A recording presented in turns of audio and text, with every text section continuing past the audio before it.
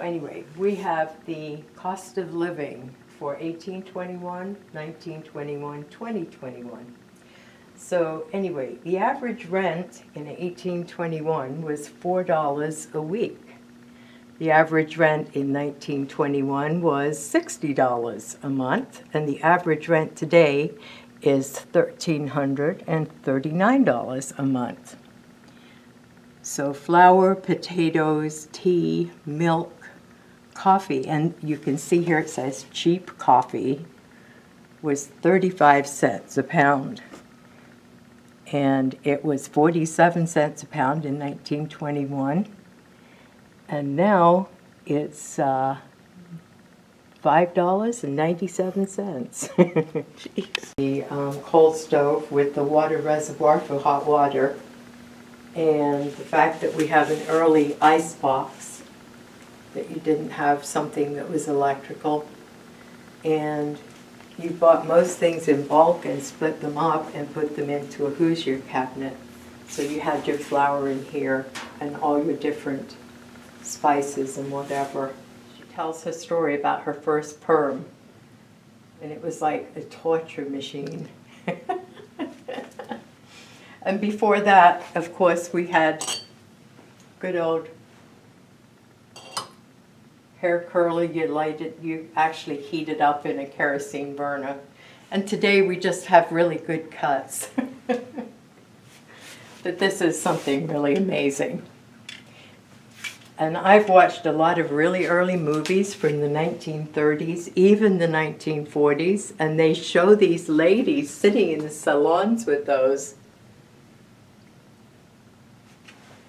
Yeah, a lot of people said they got the curls kind of fried off. By the time you got to the 1920s, World War II, suffrage, now you could get away with all the corsets and the ruffles and the long skirts and the petticoats and the long sleeves, and you just went basically with a slip dress because there is no fasteners on here anywhere. It's just something you slip over your head. It's very lightweight. Then the washboard was introduced in the early 1900s. And then this was like the premium.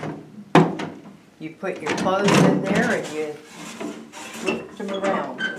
I don't think I want to do that for very long. And it had a little mangle on here too.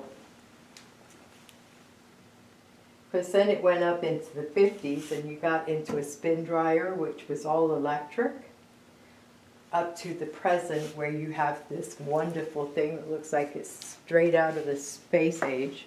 One that you just pull down, put your slice of toast in, and before that it was basically two-pronged fork and you stuck it over the fire.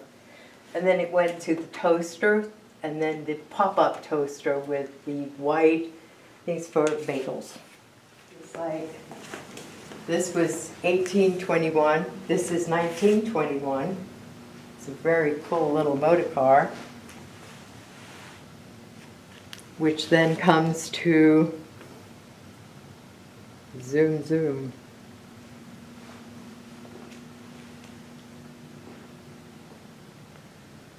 This was to say that originally, when men went into battle, they carried everything on a McClellan saddle.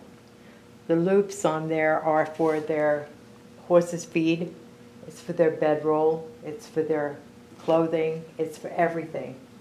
If the horse got shot out from under them, they could throw that saddle around their neck because it's basically just rawhide. And the inside is totally open. It sits on the horse's back. So you could throw that around your neck until you could find another horse. Then in the 1920s or in the 1900s, you got the duffel bag, which you put all your gear in. And the duffel bag was actually named for Antwerp, Belgium.